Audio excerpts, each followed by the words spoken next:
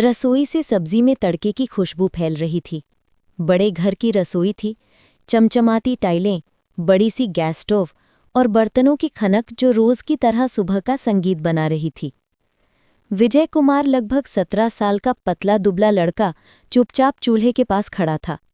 हाथों में रोटी बेल रहा था, माथे पर पसीना था, लेकिन चेहरे पर शिकन नहीं। विजय, जरा जल्दी कर, साहब लोग डाइनिंग टेबल पर बैठ गए हैं, अंजना भाभी की आवाज आई। विजय ने मुस्कुराते हुए सिर हिलाया। जी भाभी, बस 2 मिनट। उसके हाथ तेजी से चलने लगे। उसके लिए ये सब नया नहीं था। सुबह 4 बजे उठना, झाड़ू पोंछा, फिर रसोई में खाना बनाना। इस घर के सब काम वो पिछले 5 साल से करता आ रहा था। वो अनाथ था। बचपन में ही माँ बाप एक दुर्घटना में गुजर गए थे। उसे इस बड़े घर में गोद लिया गया था, पर असल में उसे गोद नहीं, काम मिला था। घर की मालकिन सविता देवी अक्सर कहती, हमने इसे उठाया है, नहीं तो पता नहीं कहाँ भटक रहा होता। खाने पीने को दे रहे हैं, पढ़ाई भी करवा रहे हैं, अब और क्या चाहिए। लेकिन असलियत ये थी कि पढ़ाई सिर्फ नाम की थी। वो सरकारी स्कूल में नामांकित था, पर दिन भर के कामों से उसे किताबों के लिए वक्त ही नहीं मिलता था। रात को जब सब सो जाते, तब वो चुपचाप कोने में रखी पुरानी टेबल लैंप जलाकर किताबें पढ़ता था। उसकी आंखों में सपना था, एक दिन बड़ा आदमी बनने का, ताकि किसी और बच्चे को नौकर की तरह ना रहना पड़े। उस दिन दोपहर को घर में मेहमान आए थे। सविता देवी की बड़ी बहू रीमा और छोटी बहू नेहा दोनों रसोई में थी। विजय, सब्जी काट ले, दाल में नमक कम डालना, रीबा ने कहा। जी दीदी, विजय बोला और चाकू उठाकर सब्जियां काटने लगा। नेहा मुस्कुराई। अरे विजय, तू तो हमारे घर का हिस्सा है, ऐसे जी दीदी क्यों बोलता है? विजय हल्के से मुस्कुराया। क्योंकि मैं घर का हिस्सा नहीं हूं दीदी, मैं तो बस काम वाला हूं। नेहा का चेहरा उतर गया। उसने रीमा की ओर देखा, जो कुछ बोल नहीं पाई। कभी कभी विजय के ये सादे शब्द दिल को चुभ जाते थे। रात को जब सब सो गए, विजय धीरे से कमरे से बाहर निकला। छोटे से आंगन के कोने में बैठकर उसने किताब खोली, गांधी जी की आत्मकथा। उसी पर नजर गड़ाए वो सोच रहा था, गांधी जी भी तो आम घर से आए थे, अगर वो कर सकते हैं तो मैं क्यों नहीं। विजय, पीछे से आवाज आई। सविता देवी खड़ी थीं। विजय डर गया। जी, मैं बस पढ़ रहा था। रात के 12 बजे पढ़ाई? जी, दिन में टाइम नहीं मिलता मां जी। सविता देवी का चेहरा कठोर था। ये घर सेवा के लिए है, स्कूल की नौटंकी के लिए नहीं। कल सुबह 5 बजे उठ जाना, मेहमान आ रहे हैं। विजय ने सिर झुका लिया, किताब धीरे से बंद कर दी। दिल में एक दर्द उठा, मगर उसने कुछ नहीं कहा। अगली सुबह घर में शोर था। मेहमानों में शहर के बड़े अफसर आने वाले थे। रसोई में रीमा और नेहा फिर जुटी थीं, सास भी वहीं थी। विजय, प्लेटें पहुंच ले, पानी रख। जी मां जी। सब लोग काम में लगे थे। तभी नेहा में देखा कि विजय ने टेबल पर बैठी छोटी बेटी सोनल को बहुत प्यार से खाना खिला दिया। सोनल ने हंसकर कहा, मामा, आप सबसे अच्छा खाना बनाते हो। सविता देवी ने झिड़क दिया, उसे मामा मत कहो, वो नौकर है। सोनल चुप हो गई और विजय का चेहरा उतर गया। नेहा के मन में कुछ खटक गया। दोपहर को जब सब लोग खाना खा रहे थे, तभी नेहा ने देखा कि विजय की आंखों में आंसू हैं। वो धीरे से बाहर निकल गया। उसके हाथों पर चोट के निशान थे, शायद गरम बर्तन से जल गया था। रसोई में लौटकर नेहा ने देखा कि विजय का कोना खाली था, जहां वो किताबें रखता था। वहां सिर्फ एक कागज रखा था, जिस पर लिखा था, मां जी कहती है मैं इस घर के लायक नहीं, पर एक दिन ऐसा आएगा जब यही घर मेरे नाम से पहचाना जाएगा। विजय कुमार। नेहा का दिल धड़क उठा। उसने इधर उधर देखा, विजय कहीं नहीं था। बाहर आकाश में बादल घिर आए थे, जैसे कोई अधूरी बात हवा में तैर रही हो। बाहर रात थी, हल्की बारिश हो रही थी और हवाओं में ठंडक थी। विजय कुमार उस बड़े घर के गेट के बाहर खड़ा था। पीठ पर एक पुराना झोला, अंदर कुछ कपड़े और एक नोटबुक।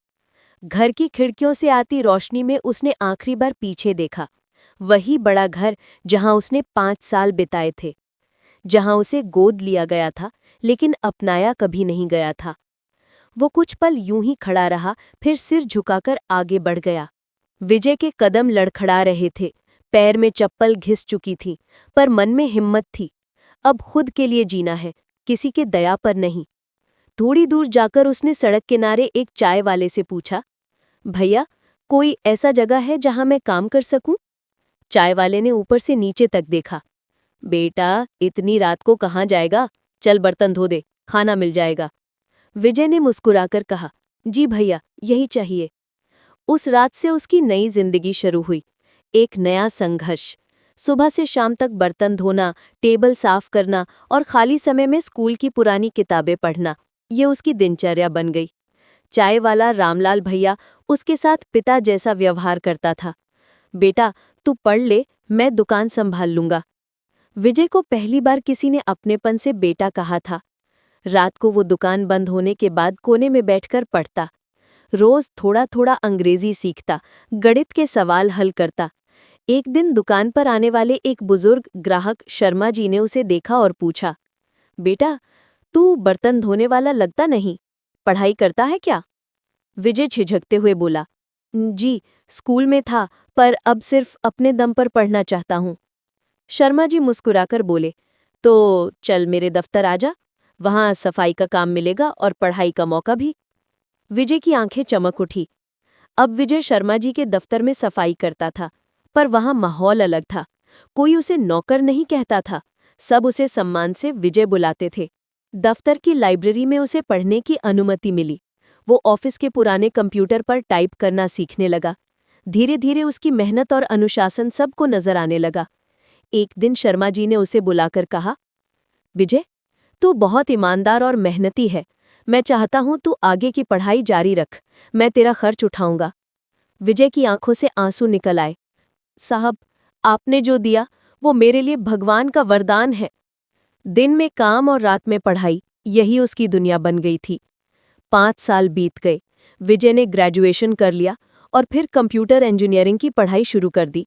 शर्मा जी हर कदम पर उसके साथ रहे। उनके बच्चों ने भी उसे परिवार का हिस्सा मान लिया। धीरे धीरे विजय के जीवन की दिशा बदल रही थी। अब वो वही लड़का नहीं था जो रसोई में रोटियां बेलता था। अब वो एक पढ़ा लिखा, समझदार और आत्मनिर्भर युवक बन चुका था। समय बीतता गया।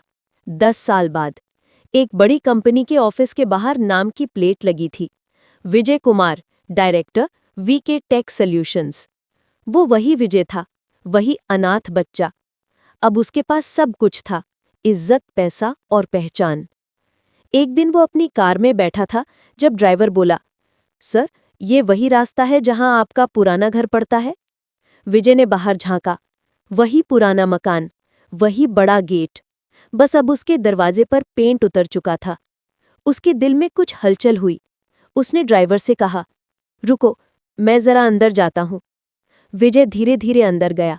रसोई से फिर वही तड़के की खुशबू आ रही थी। सालों पहले की यादें जैसे जीवंत हो गईं। अंदर सविता देवी थीं, अब बूढ़ी हो चुकी थीं। रीमा और नेहा भी वहीं थीं, उम्र के साथ शांत और सरल। सविता देवी ने उसकी ओर देखा। तुम विजय? विजय ने मुस्कुराकर कहा, जी मां जी, मैं लौट आया हूं।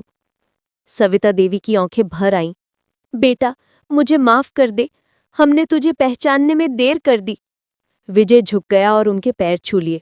आपका आशीर्वाद ही मेरी सबसे बड़ी पूंजी है मां जी। घर में सन्नाटा था, लेकिन उस सन्नाटे में एक अपनापन था, वो अपनापन जो सालों पहले छिन गया था। रसोई में अब फिर से आवाज गूंज रही थी, विजय, दाल में नमक डालना मत भूलना। नेहा हंस पड़ी, अब तो हमारी विजय भैया खुद दाल के मालिक है। सबके चेहरों पर मुस्कान थी, विजय की आंखों में आंसू, लेकिन इस बार खुशी के आंसू। उसने धीरे से कहा, अब मैं नौकर नहीं, इस घर का बेटा हूं। घर में अब रौनक थी। विजय कुमार की वापसी ने सबके दिलों में नई रोशनी जगा दी थी। सालों बाद वो वही आंगन था, वही रसोई, पर इस बार माहौल अलग था। अब विजय नौकर नहीं था, बल्कि घर का बेटा था। लेकिन उसके दिल में एक अधूरापन बाकी था। वो जानता था, उसका संघर्ष खत्म नहीं, बल्कि अब एक नई दिशा में शुरू होने वाला है। एक रात विजय अपने कमरे में बैठा पुरानी डायरी देख रहा था, वही डायरी जिसमें उसने अपने दर्द लिखे थे। एक दिन ऐसा आएगा जब यही घर मेरे नाम से जाना जाएगा। उस पन्ने पर अब मुस्कान थी, लेकिन आंखों में नमी। वो सोचने लगा, कितने बच्चे आज भी उसी दर्द से गुजर रहे होंगे जैसे मैं गुजरा था। उसी पल उसने फैसला लिया, वो अपने जैसे बच्चों के लिए कुछ करेगा। अगले कुछ महीनों में विजय ने अपनी कंपनी से कुछ फंड निकाले, शहर के बाहर एक पुराना स्कूल किराए पे लिया, उसे ठीक करवाया, वहां बिस्तर, किताबें और खाना सब इंतजाम किया। फिर बोर्ड लगवाया, संघर्ष मामा आश्रय, अनाथ और गरीब बच्चों के लिए शिक्षा केंद्र। जब पहला बच्चा वहां आया, विजय की आंखें भर आईं। उसे लगा जैसे वो खुद अपने बचपन से मिल रहा है। बच्चों ने उसे मामा कहना शुरू कर दिया और तभी से वो सचमुच संघर्ष मामा बन गया। नेहा और रीमा रोज आश्रम में जाकर खाना बनाती थीं। सविता देवी ने भी वहां बच्चों को कहानियां सुनाने की जिम्मेदारी ले ली। घर अब एक परिवार से बढ़कर एक मिशन बन गया था। पर जैसे जैसे आश्रम आगे बढ़ा, कुछ लोगों को ये पसंद नहीं आया। एक दिन विजय ऑफिस पहुंचा तो देखा कंप्यूटर सिस्टम हैक हुआ है, सभी अकाउंट्स फ्रीज कर दिए गए हैं। फाइलों पर लिखा था, अगर आश्रम बंद नहीं किया तो सब कुछ खो दोगे। विजय के चेहरे का रंग उड़ गया। किसी ने जानबूझकर उसके मिशन को रोकने की कोशिश की थी। वो सोच में डूब गया, कौन हो सकता है? कोई पुराना दुश्मन या कोई अंदर का व्यक्ति? शर्मा जी, जो अब बुजुर्ग हो चुके थे, बोले, बेटा, अच्छे कामों के रास्ते में कांटे जरूर आते हैं, लेकिन तू डर मत। विजय ने गहरी सांस ली। संघर्ष से भागना नहीं है, लड़ना है। रात को विजय ने खुद जांच शुरू की। सर्वर से जुड़ी फाइलें देखी तो एक नाम सामने आया, राजन। वो नाम उसके सीने में बिजली की तरह गिरा। राजन वही था, सविता देवी का बेटा, जो कई सालों से शहर से बाहर कारोबार में था। वो हमेशा विजय की सफलता से ईर्ष्या करता था। विजय को यकीन नहीं हुआ कि वो ही अब उसके खिलाफ साजिश कर रहा है। अगले दिन जब विजय घर पहुंचा तो राजन सामने खड़ा था। चेहरे पे घमंड और ताने थे। तो अब तू समाज सेवी बन गया, वही नौकर जो कभी मेरे जूते साफ करता था? राजन बोला। विजय ने शांत स्वर में कहा, मैं नौकर नहीं था राजन भैया, मैं इस घर का बेटा था, बस किसी ने देखा नहीं। राजन हंस पड़ा। तेरी दानशूरता दिखाने का नाटक बंद कर, मैं इस घर और उस आश्रम दोनों को बंद करवा दूंगा। सविता देवी ने बीच में कहा, राजन, तू क्या बोल रहा है? विजय ने जो किया वो इस परिवार का गर्व है। राजन चिखा, माँ, ये नौकर तेरा बेटा कैसे हो गया? विजय ने सर झुका लिया। अगर मैं नौकर हूं तो वही नौकर समाज के बच्चों को पढ़ाना चाहता है। अगर इसमें अपराध है तो मैं हर सजा स्वीकार करूंगा। सन्नाटा छा गया। रात को अचानक आश्रम में आग लग गई। बच्चे चिल्ला रहे थे। विजय दौड़कर पहुंचा। अंदर धुआं फैला हुआ था। उसने एक एक बच्चे को बाहर निकाला, खुद घायल हो गया। फायर ब्रिगेड आई, सबने आग बुझाई। सुबह पुलिस रिपोर्ट में पता चला आग जानबूझकर लगाई गई थी। विजय को अंदर ही अंदर एहसास हो गया कि इसके पीछे कौन है, राजन। लेकिन उसने कुछ नहीं कहा, सिर्फ इतना बोला, जिस दिन सच्चाई सामने आएगी उस दिन कोई नहीं कहेगा कि संघर्ष मामा हार गया। विजय अस्पताल में भर्ती था। हाथों में पट्टियां थी पर चेहरे पर मुस्कान थी, क्योंकि बच्चे सुरक्षित थे। टीवी पर खबरें चल रही थी। संघर्ष मामा विजय कुमार ने अपनी जान दांव पर लगाकर 42 बच्चों को बचाया। देश भर में उसकी चर्चा थी, लेकिन उसके अंदर सन्नाटा था। वो सोच रहा था, कभी कभी सबसे बड़ा सस्पेंस ये होता है कि अपनों में ही दुश्मन छिपा होता है। आश्रम में लगी आग बुझ चुकी थी, लेकिन विजय कुमार के दिल में अब भी वो आग जल रही थी, विश्वासघात की, दर्द की और संघर्ष की। अस्पताल के बेड पर लेटे हुए उसने अपनी आंखें बंद की। बाहर बच्चों के रोने की आवाजें आ रही थीं, जो उसे मामा कहकर पुकार रहे थे। वो जानता था, जब तक वो फिर से खड़ा नहीं होगा, उन सब का भविष्य अधर में रहेगा। अगली सुबह अखबारों की सुर्खियों में उसका नाम था। संघर्ष मामा विजय कुमार ने अपनी जान जोखिम में डालकर बच्चों की जान बचाई। अज्ञात लोगों ने आग लगाई, पुलिस जांच में जुटी। विजय ने अखबार पढ़कर गहरी सांस ली। वो जानता था कि ये अज्ञात लोग कौन थे, लेकिन उसने अभी भी किसी का नाम नहीं लिया।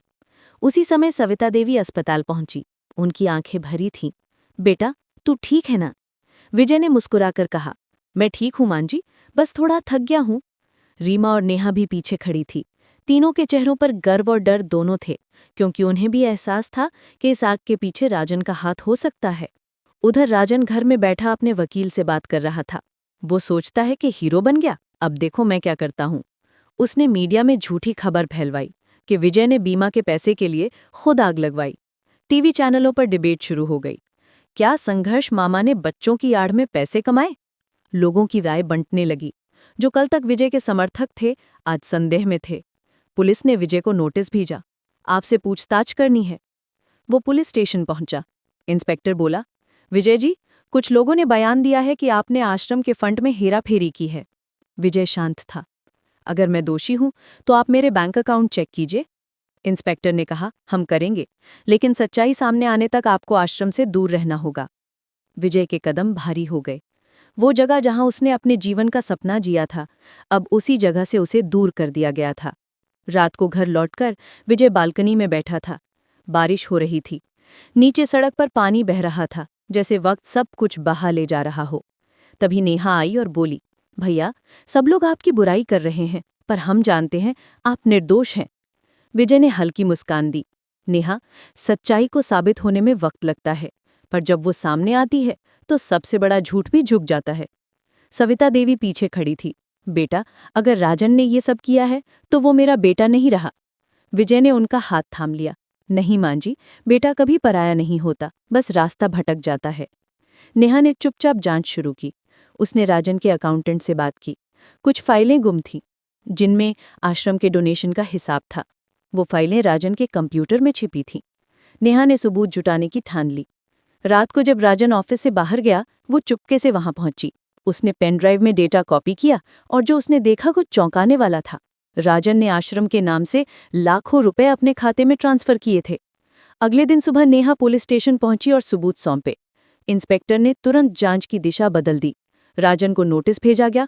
मीडिया में खबर आई, संघर्ष मामा निर्दोष, असली आरोपी घर का सदस्य निकला। पूरा शहर दंग रह गया। विजय की इज्जत लौट आई। बच्चे फिर से मुस्कुराने लगे। राजन को गिरफ्तार किया गया। वो चुपचाप सिर झुकाए खड़ा था। विजय उसके पास आया। भैया, मैंने आपको कभी दुश्मन नहीं समझा। आपने जो किया वो शायद गुस्से में था, पर मैं आपको माफ करता हूं। राजन की आंखें भर आईं। विजय, मैं हार गया। विजय ने कहा, नहीं भैया, आप नहीं हारे, बस अब एक नया रास्ता चुनना है। कुछ महीने बाद आश्रम फिर से खुल गया। अब वहां पहले से ज्यादा बच्चे थे। नेहा और रीमा उसकी देखभाल करती थी। सविता देवी ने अपने दोनों बेटों को गले लगाया। विजय ने भाषण में कहा, संघर्ष हमें तोड़ता नहीं, हमें बनाता है। अगर हम गिरें तो फिर उठना ही असली जीत है। तालियों की गूंज में विजय मुस्कुराया। उसकी आंखें आसमान की ओर उठी, जहां शायद उसके माँ बाप भी मुस्कुरा रहे थे। रात का सन्नाटा धीरे धीरे घर में उतर आया था। बड़ी हवेली में हर कोई अपने अपने कमरे में था, पर विजय कुमार की आंखों में नींद नहीं थी। उसके मन में चल रही थीं हजारों बातें। माँ की याद, अपने अतीत की टीस और उस घर में बीते सालों की यादें जहां उसने नौकर बनकर सबका दिल जीता था। उस रात उसने अपने कमरे की खिड़की से बाहर देखा। वही आंगन जहां कभी वो बर्तन धोता था, अब वही जगह उसकी मेहनत का गवाह बन चुकी थी। सुबह जब सूरज की पहली किरण आंगन में पड़ी, हवेली में चहल पहल थी। मालती देवी, जो पहले उसे नौकर समझती थी, अब उसी से घर के बड़े निर्णय पूछती थी। मालती बोली, विजय बेटा, आज उस जमीन के कागज पर साइन करने हैं जो तुम्हारे नाम होने जा रही है। विजय ने उनके पैर छूकर कहा, माँ, मुझे जमीन नहीं चाहिए, बस ये घर, ये परिवार हमेशा ऐसे ही एक साथ रहे। कमरे में एक पल के लिए सन्नाटा छा गया। सभी के चेहरे पर गर्व और सम्मान झलक रहा था। इतने में दरवाजे पर दस्तक हुई। एक अधेड़ उम्र का आदमी अंदर आया, हाथ में पुराना लिफाफा लिए। उसने कहा, मैं वकील त्रिपाठी हूँ, आपके पिता श्री रामनाथ की वसीयत लेकर आया हूँ। सब लोग हैरान रह गए। विजय बोला, मेरे पिता? लेकिन मैं तो अनाथ था। त्रिपाठी जी ने कागज खोलते हुए कहा, नहीं बेटा, तुम अनाथ नहीं थे। तुम्हारे पिता रामनाथ जी ने तुम्हें बचाने के लिए ही तुम्हें अनाथालय में छोड़ा था। वो जानते थे कि उनकी मौत के बाद तुम्हें खतरा होगा। विजय के हाथ कांपने लगे। वो फाइल में खुद की बचपन की फोटो देख रहा था और उसकी आंखों से आंसू गिर रहे थे। वसीयत में लिखा था कि रामनाथ जी ने अपने बिजनेस पार्टनर के धोखे के बाद सब कुछ खो दिया था, पर उनकी आखिरी इच्छा थी कि उनका बेटा अपनी मेहनत से खुद अपना नाम बनाए, बिना किसी विरासत के। विजय को अब समझ आया कि ये संघर्ष उसकी किस्मत नहीं, बल्कि उसके पिता की सिखाई हुई राह थी। उसने मन ही मन कहा, पापा, मैंने आपके नाम को गिरने नहीं दिया। मालती देवी आगे बढ़ी और बोली, बेटा, अब तू इस घर का हिस्सा है, नौकर नहीं। तू हमारे परिवार का बेटा है। आज से ये घर, ये रिश्ता सब तेरा है। विजय की आंखों से आंसू बहने लगे। उसने कहा, माँ, अगर आप सच में मुझे बेटा मानती हैं तो मुझे ये इजाज़त दीजिए कि मैं इस घर के हर बच्चे को पढ़ाऊं, ताकि कोई बच्चा गरीबी के कारण अपने सपने अधूरे ना छोड़े। मालती देवी ने उसे गले लगा लिया। यही तो असली विजय है बेटा। कई महीने बीत गए। विजय अब समाज में विजय कुमार फाउंडेशन चला रहा था, जहां अनाथ बच्चों को शिक्षा, सम्मान और आत्मनिर्भरता दी जाती थी। हर रविवार वो उसी पुराने आंगन में बैठता जहां से उसकी कहानी शुरू हुई थी। वहां अब बच्चे खेलते थे, हंसते थे, सपने देखते थे। एक बच्चा आकर बोला, सर, आप हमेशा मुस्कुराते क्यों रहते हो? विजय मुस्कुराया और बोला, क्योंकि मैंने सीखा है कि संघर्ष कभी हार नहीं देता, वो इंसान को अमर बना देता है। आकाश में हल्की बारिश शुरू हो गई। विजय आसमान की ओर देखकर बोला, माँ, पापा, आपका सपना अब अधूरा नहीं है। और उस पल हवेली के पुराने बरगद के पेड़ से एक पत्ता गिरा, जैसे खुद भगवान ने विजय के संघर्ष पर अपनी मुहर लगा दी हो।